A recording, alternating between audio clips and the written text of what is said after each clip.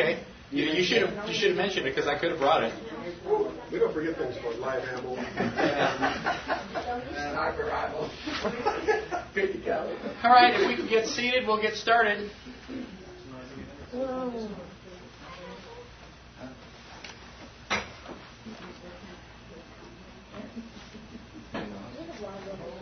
So before we went on the break, I left you with some questions that I hope were a little bit perplexing. And, the idea of rights versus privileges. Now, the Texas Constitution has several articles in it, and the very first article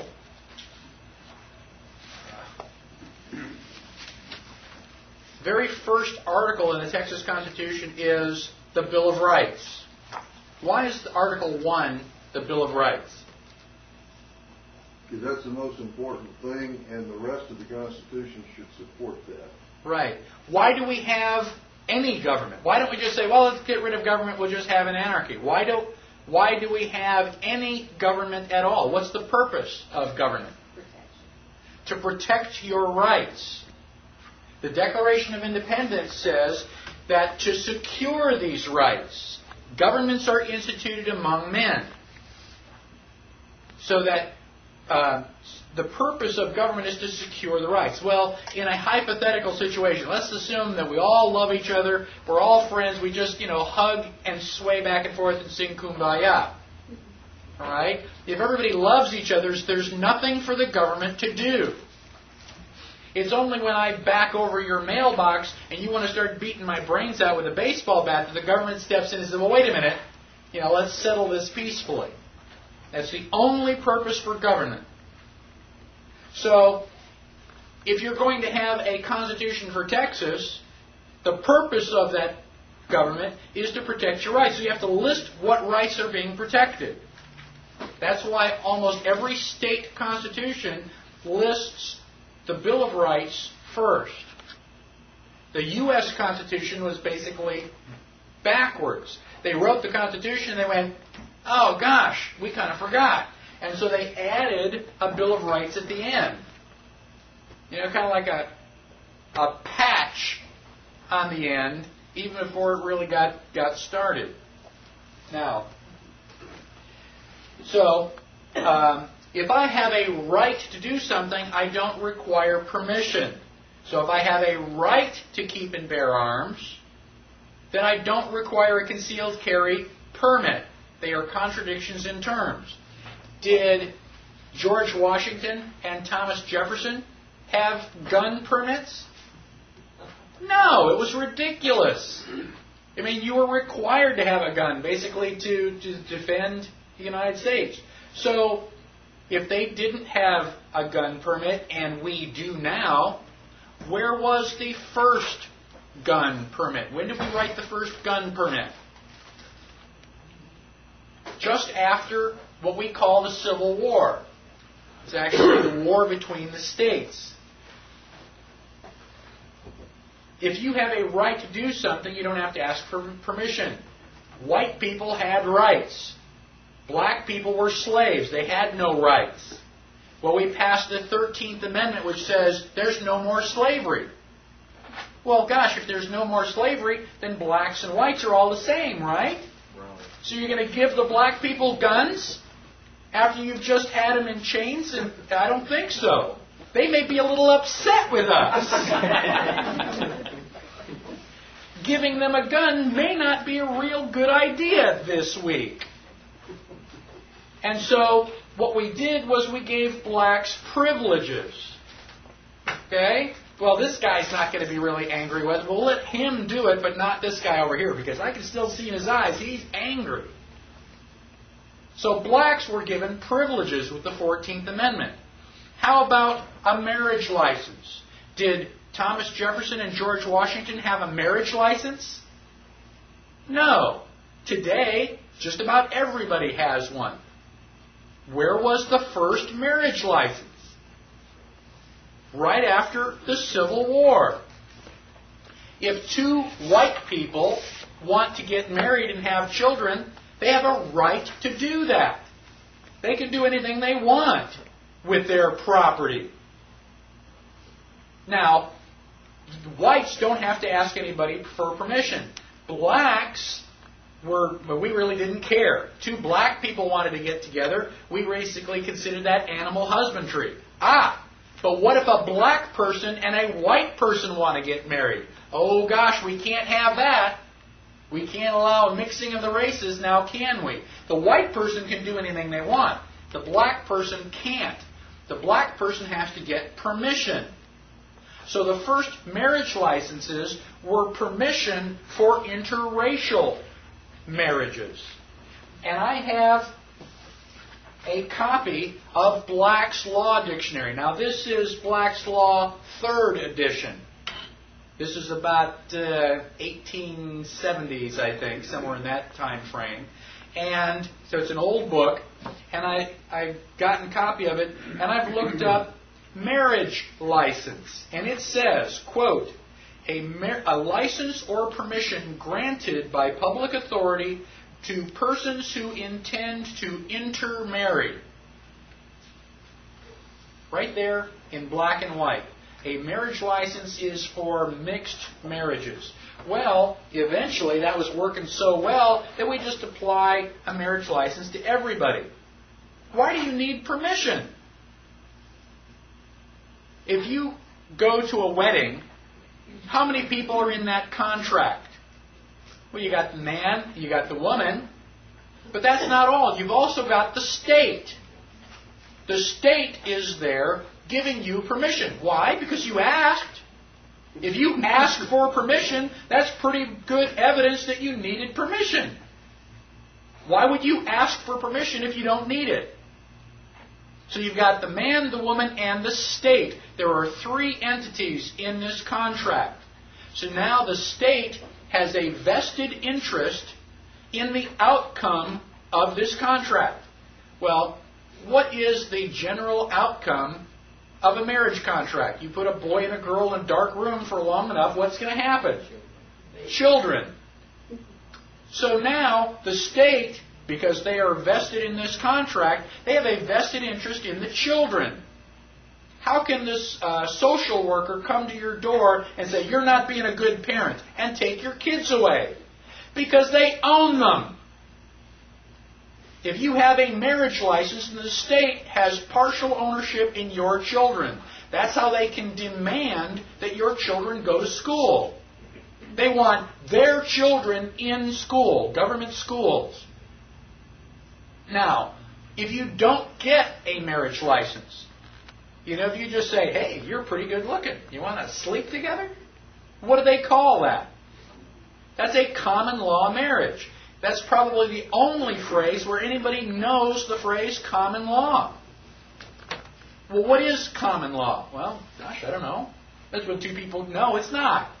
2 people get married. It is a common law marriage because it is based on property. And we will get to Article 3 of the Constitution later this afternoon, and we will go into the levels of law in great detail. All right? Now, let's turn to page 6. And I want to bring up another concept. This is the concept of sovereignty. Sovereignty is the idea that you don't have to ask permission. You are the top banana. There's nobody to ask. I'm it. I am the decision maker. Now, sovereignty is defined as the status, dominion, power, or authority of a sovereign, royalty, supreme and independent power or authority in government. Now, back in, let's say, the early 1700s or late 1600s, who was the sovereign in England? The king. He was the sovereign king. That's basically the only time we understand that word, is the sovereign king. Well, how did the king become sovereign? Well, there was a general idea referred to as the divine right of kings. Somewhere along the line, God smacked this guy in the head with his royal scepter, and he became the king. He had all of the rights. Because he had all of the property. Who owned England? The king. It was his country. He owned it. Greatest con man ever. Okay? And, he just happened to be born to the right person. Grew up in the right family, and they crowned him king. And everybody's going, okay, this is your land. Now, the king had all of the rights. All the people who live in England are subjects. They get privileges. If I'm the king, I'm going to give you the privilege of being the royal baker. And I'm going to let you be the royal blacksmith. And you can be the royal candlestick maker. It's a privilege. And I may not give it to anybody. You may be the only candle maker in the entire little shire. Isn't that great? No competition. Except if you piss me off, I'm going to take that privilege away from you. So the king had all of the power and would give out privileges to all of his subjects. Now, a lot of us got in boats, came to North America, and we started, building our houses here. Eventually, we signed the Declaration of Independence. What is the Declaration of Independence? It is a letter to King George. And in so many words, we told King George to put it where the sun doesn't shine. We no longer work for you. We are sovereign and independent. Instead of all this, instead of you getting all this power from God and then giving it out to us willy-nilly, we are going to cut out the middleman. We're not going to have a king anymore. God is going to endow us with the rights. We've got the unalienable rights. Directly from God. We don't need you anymore. And furthermore, when we finished with the Revolutionary War, we got a allodial title. Who owned North America prior to the Revolutionary War? The king. He sent his people in the boats, and he set up a flag, said, I hereby declare this land property of the king. Well, guess what? We took our property and said it belongs to us. We have rights. We have property. First time in human history. Amazing. So, we've got the Declaration of Independence, basically, which severs all of our ties with the king and makes us sovereign citizens. We've got all the power. Now, this is such an incredible change in the way that everything was going that they had to go back to England and explain it. Now, the William Pitt was one of our guys, and he went back to England after the Constitution was ratified, and he went to the House of Commons, basically Parliament, and he explained the way the situation was now. And he said, quote, "The poorest man may, in his cottage, bid defiance to all the forces of the crown." Can you imagine living in England and bidding defiance to the king? What happens when you tell the king no? You end up being short.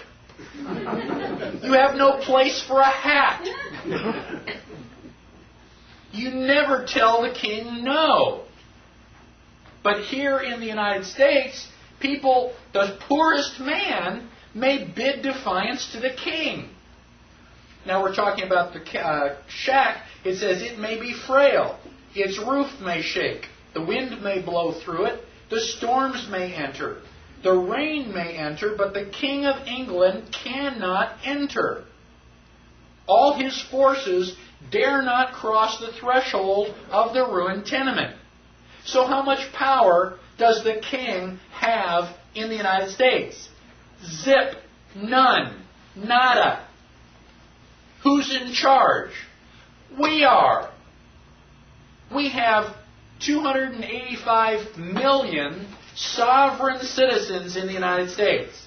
285 million kings and queens. If I own my land, I make the law. This is Badnarik's law. Now, I only have a little tiny kingdom, a couple thousand square feet. I can't come next door and make laws in your kingdom. That's your kingdom. You make the laws there. But here, I'm the king. It's good to be king. Right? Being sovereign doesn't mean, I've got this really great recliner so I can watch the Super Bowl. It means you are sovereign. You have nobody to answer to but yourself. And your queen standing next to you. Whatever she says. But that is basically the general idea. Now, the Constitution says, we the people ordain and establish the Constitution. When we the people wrote the Constitution, we create Congress. Now, if we create Congress, who works for who? Do they work for us, or do we work for them? Now, as far as I can tell, they're supposed to work for us. Now, there is a presumption of law that predates the Magna Carta. The Magna Carta was signed in 1215. So even before that, it was understood that the created can never be higher than the creator. If I make something, I've got to be more powerful than that because I created it. My father used to tell me when I was a boy, I brought you into this world, I can take you out. That's how we should respond to Congress. How did Congress show up? Has it always been there? No. We invented Congress. We, the people, created Congress. And if we don't like it, we can take them out. We can abolish Congress and start over from scratch if we, the people, feel that's what we need to do. We have sovereign power. Everybody say, it's good to be king. Come on, everybody. It's good to be king. You got to at least say it. Doesn't that feel good? Don't you feel a little bit of your liberty and rights coming back? So, on page 7 and 8, I have gotten permission from another patriot out on the internet who prefers to remain anonymous. But it is a 2-page article on what is a sovereign individual. And I genuinely recommend that you read that, in fact, probably at the next break. But it goes on to say that there are different levels of sovereignty. The first level is mental sovereignty. You at least have to think of yourself as a king. You've got to wake up in the morning and go, it's good to be king. If you don't think it, you're never going to get the other kind. Now, the second form of sovereignty is financial sovereignty. You've got to get all of your stuff, all of your property protected so that the bad guys can't take your property away. And then eventually, physical sovereignty. That's where, we're actually there. Nobody's going to mess with you because they recognize that you're the king. We're not there yet. We are struggling to get there, but it is a struggle. And again, for some people, you may not want to struggle that hard just yet. But go through and read that at your earliest convenience. Again, maybe the next break or through lunch. And that will give you a really good idea of what sovereignty is. So now, I have a political question. I'm on page 9 of your handout at the top of the page. The philosophical question is, if we the people are sovereign, do we have the authority to violently overthrow the government if necessary? Now that's kind of a dangerous question even to ask, because you're automatically labeled an extremist and a radical. Well, so was Patrick Henry. Give me liberty or give me death doesn't sound like he's sugarcoating it. Now, the Declaration of Independence. If you haven't read the Declaration of Independence recently, do so. It is probably the most wonderful document written by humankind. And part of it says that the reason for our government is that to secure these rights, governments are instituted among men. That when any form of government becomes destructive of these ends, it is the right of the people to alter or abolish it. Not just tyrannical governments, but any government. Democracy, republic, if it's not working for you, get rid of it.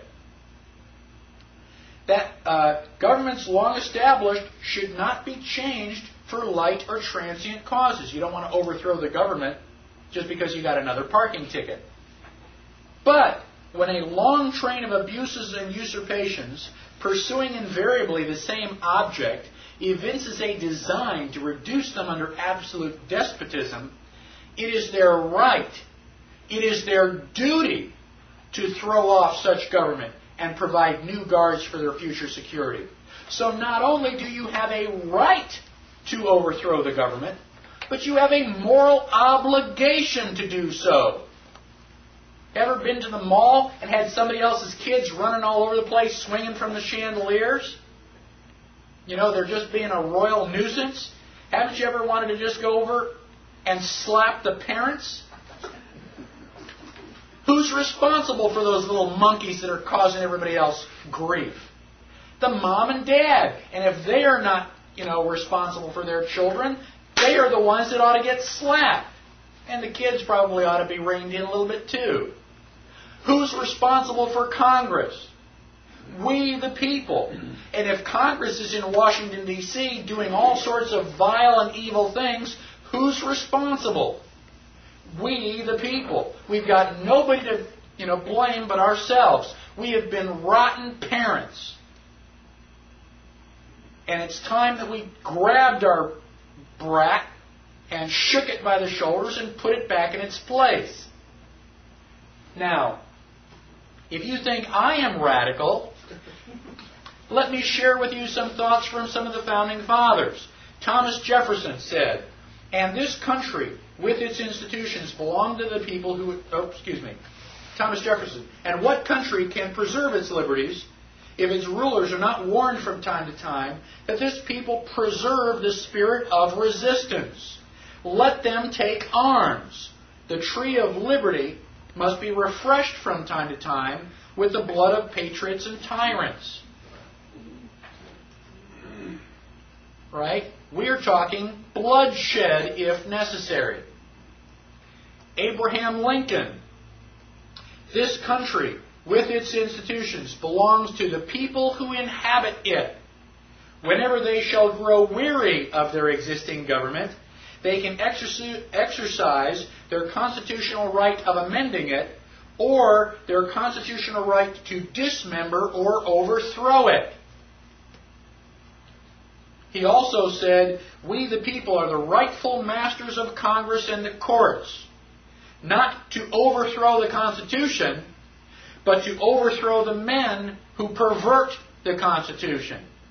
How do you know if the Constitution has been perverted if you haven't read it? Let me give you a little commentary on the Holocaust. The Holocaust is generally deemed to be the worst travesty in human history. 5 or 6 million Jews. I don't know what the actual count was, but it was a lot of people. They did a genocide. They tried to wipe out an entire race. Hitler did not take Germany by force. He did not drive in with army tanks. Hitler was elected. Anybody have any idea what the vote count was? What his percentage of the total was? 98% in Austria-Hungary. That's just about everybody. Everybody voted for Hitler because he was going to solve all their economic problems. Did Hitler get elected on Monday and start throwing people into ovens on Friday? No. It was a gradual process. The first thing that Hitler did was start to write newspaper articles. Everything that was going wrong was the Jews' fault. They're the ones that caused all these problems. Did the Jews write their own newspaper articles and go, I disagree? Well, not that I can think of. I've never read any newspaper articles that, contradicted any of that. So then the Jews had to wear the Star of David so we can tell who you are. Did they say, no, that's a violation of my privacy. I don't have to tell you whether, I'm Jewish or not. No, the Jews decided, well, it's a religious symbol. We love God. We should be proud to wear the Star of David. Eventually, the Germans came in and they broke all of the windows in all of the Jewish businesses in one weekend.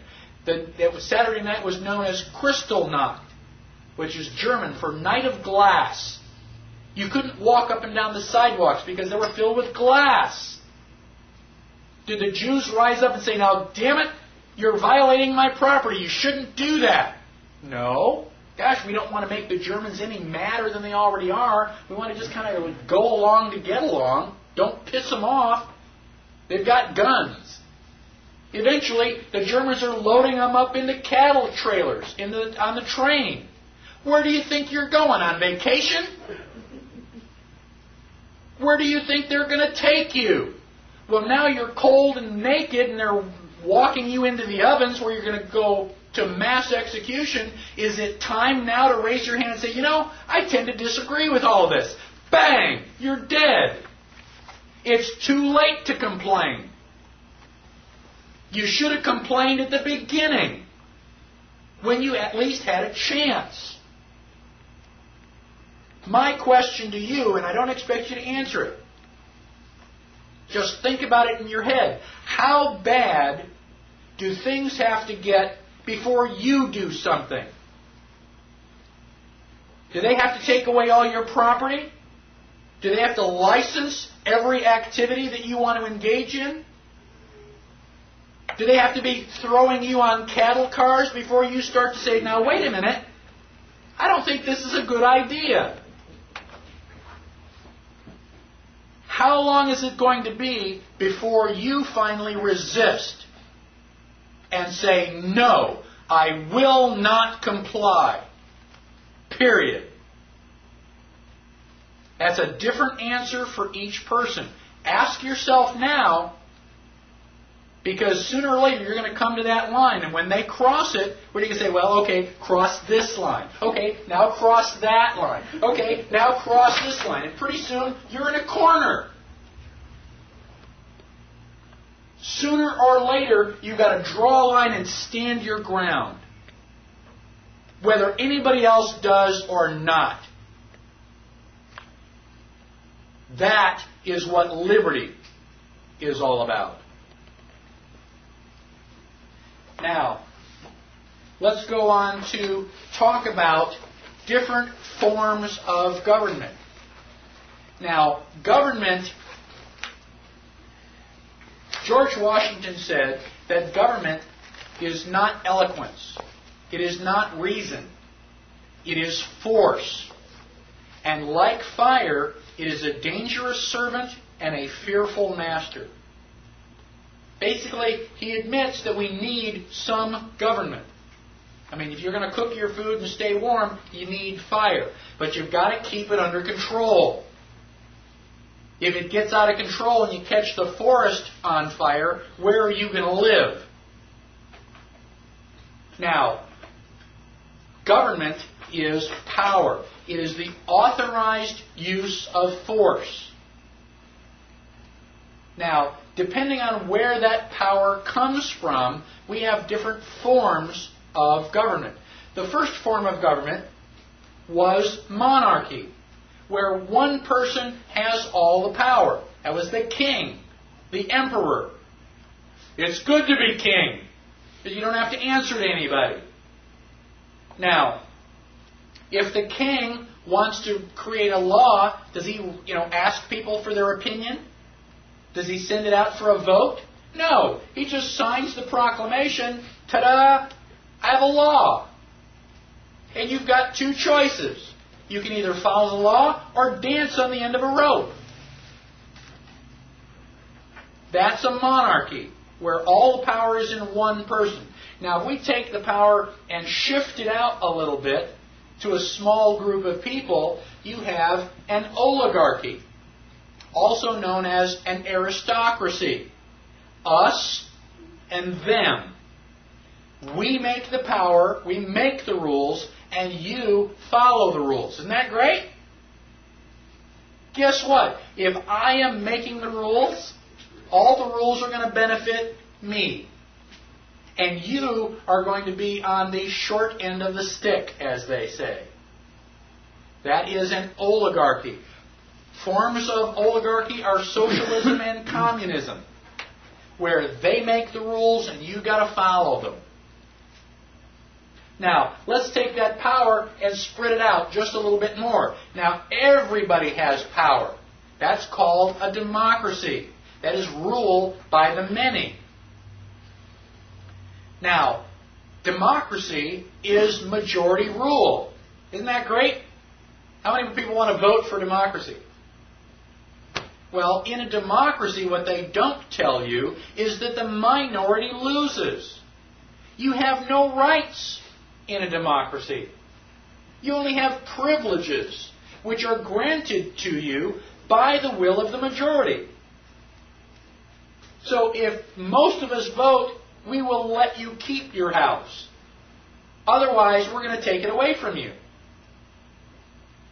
Let's assume that all of us are landowners, and we all have about the same amount of land.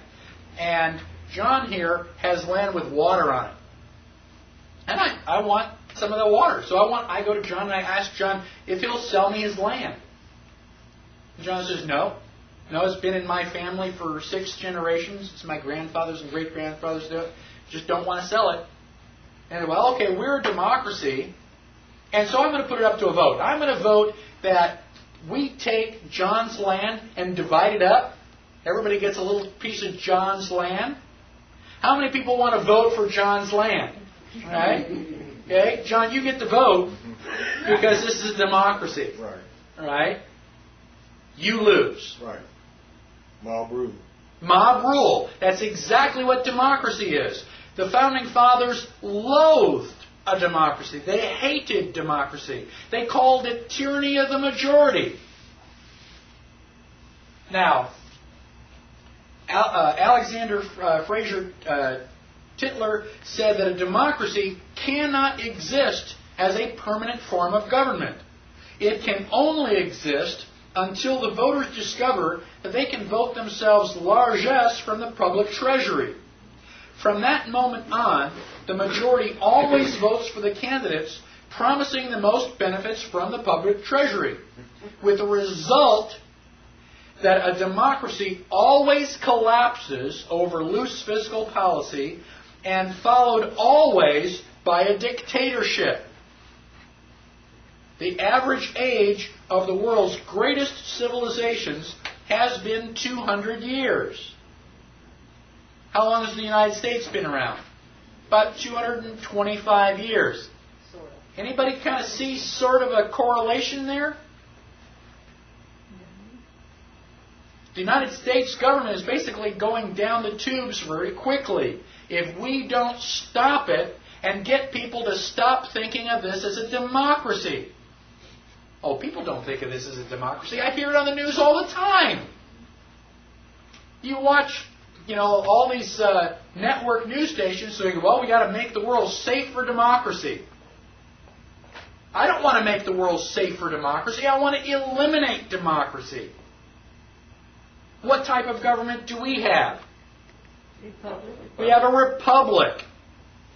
We just pledge allegiance to the flag and to the republic for which it stands.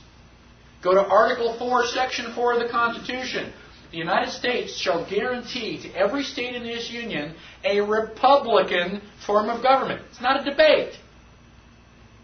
I can point to it in black and white. The question is, what's a republic? Don't we get to vote? Yes.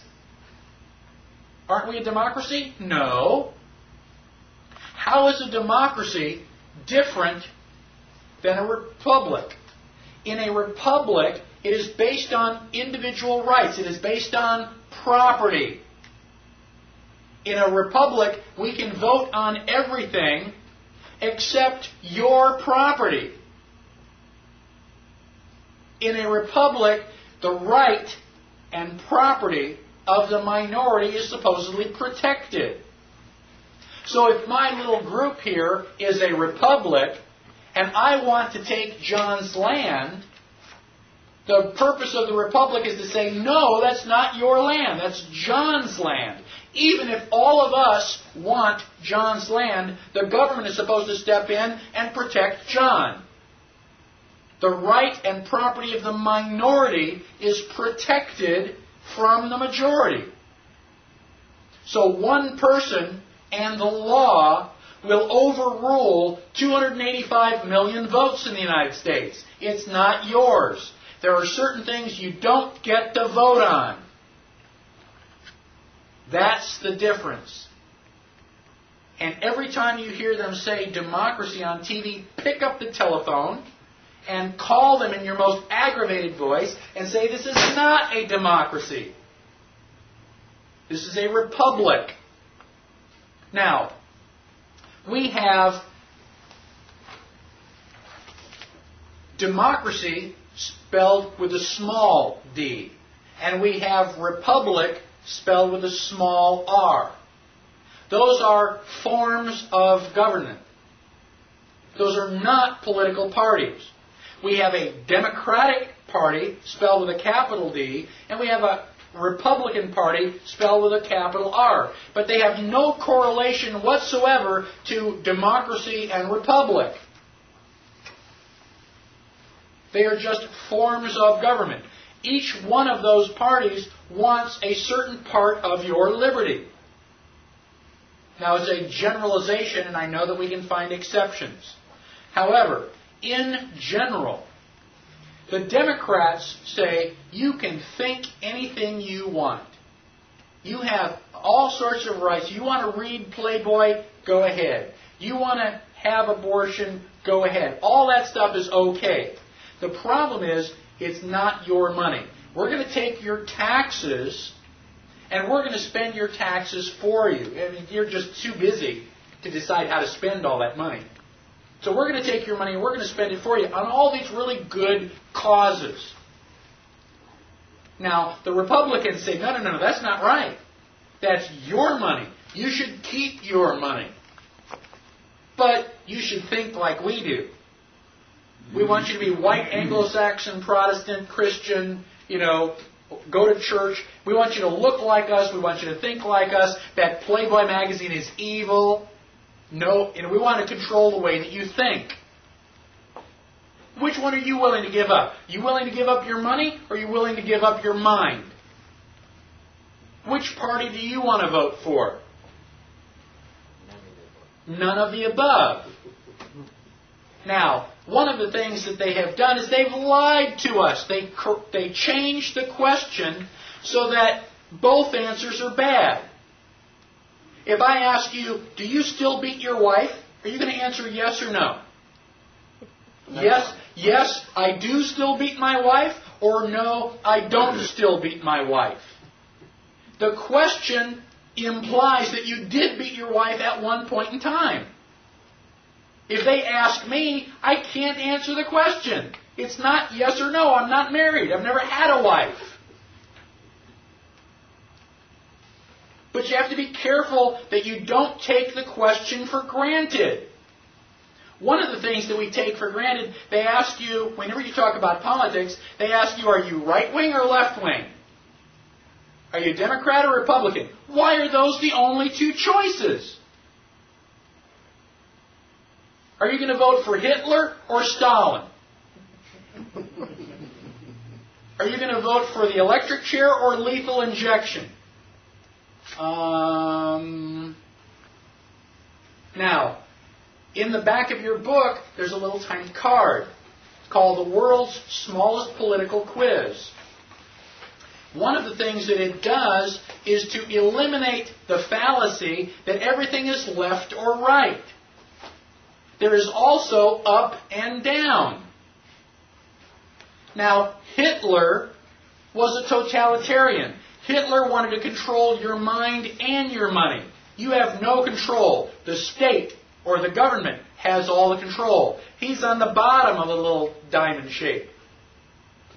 Now the Democrats want to control your money, but not your mind. So they are on the left. The Republicans want to control your mind, but not your money. So they are on the right. If you are on the top, where you want to control your own money, you want to do your own thinking, then you are a libertarian. You believe that you are smart enough to spend your own money. You are smart enough to decide for yourself whether you want to read Playboy. Pornography is in the eye of the beholder. You're, adult. Make your own decisions. So, stop thinking as everything left and right. Think of everything as two-dimensional. Left, right, up, or down. Where do you want to be on the playing field? And you can answer these 10 simple questions, and you give you a score, and it will let you know basically where you stand. Now, let me give you a little anecdote that I developed to talk about the difference between the Republican Party with a capital R and a republic, which is a form of government, with a small r. Let's say that I walk into the room and I have a pet. And my pet is under my arm and it's going, bark, bark, bark, bark. And you say, what's your pet's name? And I say, my pet's name is Dog. Now, my pet is a dog with a small d, but I've also given him a name. And his name is Dog with a capital D. And so I take my dog with me. And so for several years, this dog is my pet dog. Now my dog dies. And I go out and I get a new pet. And I come walking into the room with a new pet. And I've got my new pet under my arm. And my new pet is going, meow, meow. And you say, what do you call your pet? And I say, I call my pet Dog. This is Dog 2. But I like the name so much, I just kept the name. So now, I call my pet Dog with a capital D. What is it? Is it a dog with a small d? No. The name has nothing to do with the animal. The Republicans with a capital R have nothing to do with the Republic with a small r. They've just kept the name. They are voting away all of your rights. Now, people say, well, I don't want to vote for one of the smaller parties because I don't want to waste my vote. I would rather vote for one of the guys that's going to win. And I'm going to ask you again, do you want to vote for Stalin or Hitler? Because those guys are going to win, they're going to get most of the votes. Is there anybody here whose mother did not ask them, if all your friends jump off a cliff, are you going to jump off too? Isn't that stupid? The definition of insanity is doing the same thing over and over again and expecting different results. If you think that the United States is in trouble, and you go back to vote, and you vote Democratic or Republican, just like you've always done, thinking that you're going to fix it, you are insane. You are crazy. Call the men in the white coats, and we'll have them come and pick you up. If you want things to be different, you have to do something different. I don't care which party you vote for. I really don't. Just don't vote Democratic and don't vote Republican. Vote for anybody else. If you vote Democrat or Republican and 98% of the total goes to them, they go, well, things are the same. We got, the will of the people. They don't want anything to change. You say, well, yeah, but if I vote for the Libertarian, he's never going to win. Well, no, if you don't vote for him. But if you vote for him, and let's say he gets 20% of the vote, is he the president? No. But whoever is president is going to go, wait a minute, this guy got 20% of the vote. I'm going to go stand over there and do a little bit more what he was doing. They were going to have to pay attention to you. Have we ever had a socialist president? Well, nobody on the Socialist Party.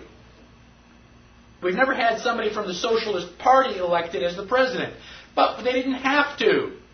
They just started the Socialist Party of America, and they just keep putting out all these ideas and getting votes. And so the Republicans and Democrats have both been becoming more and more socialist.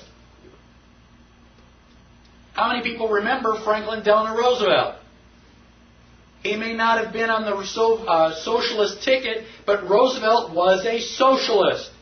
He went to England, which is the center of all socialism in the world, and he learned to be a socialist. He got elected in 1932, and all of his New Deal is socialism. You like my dog? Meow, meow. Are you going to be fooled if I change the name? No. It's a cat. So then why are you so surprised when they call it the New Deal and I go, it's socialism? How can you be fooled so easily? Any questions on the different forms of government or the different political parties? Now, on page 11, there are different implementations of those different forms of government. If I have a totalitarian government, it is a monarchy by definition. Fascism is a form of dictatorship. Fascism is a government system led by a dictator or a monarch having complete power, forcibly suppressing of opposition and criticism. Forcibly suppressing opposition. Does that sound like freedom of speech is alive and well under fascism? No, you have no freedom of speech. In fact, if you say anything that the government doesn't like, you're going to disappear about 2 o'clock in the morning, and nobody's ever going to hear from you again. Now, Stalinism is another form of government. Well, Stalin was an American ally. We don't want to piss him off, and so even though he was a fascist, we don't want to call him that because that might be a little embarrassing. He was our buddy.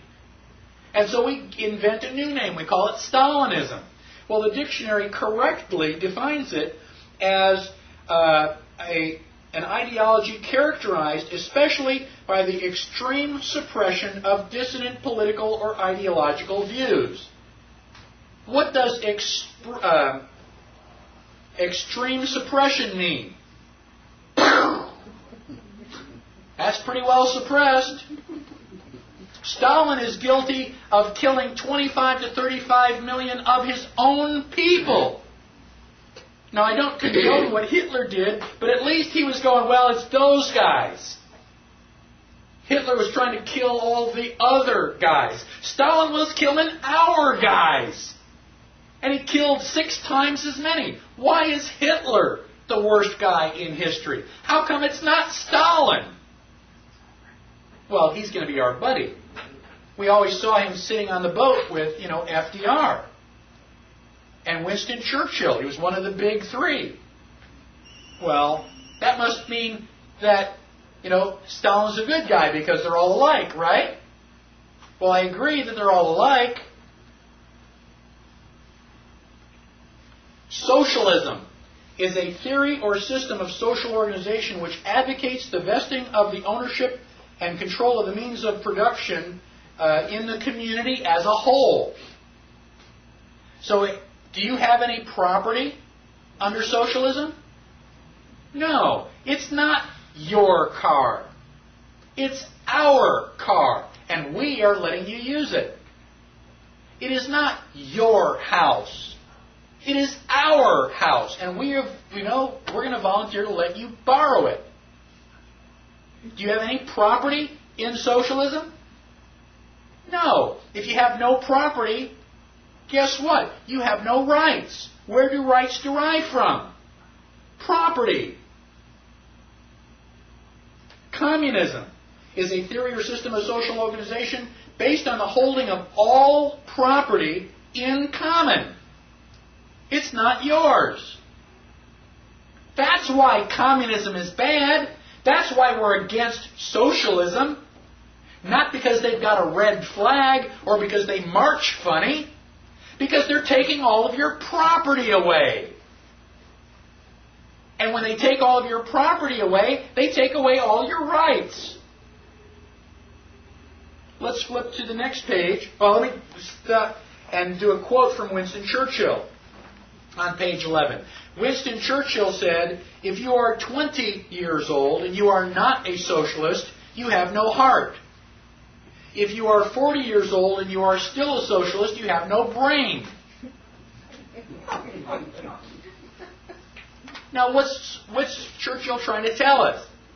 Well, if you're 20 years old and you're listening to the advertising for socialism, what does socialism say? We're all going to have health care. We're all going to have education. We're going to just live together. Everybody's just going to share everything. And we're all going to sing Kumbaya. Socialism is wonderful. How many people want to vote for wonderful socialism? Well, when you're 20, yeah, you're idealistic. We just want everybody to love each other. Isn't that great? Where's all that health care coming from? Where's all that free education coming from? Well, the government. Where does they get the money from? Oh, I finally figured it out 40 years later. That's not very much fun.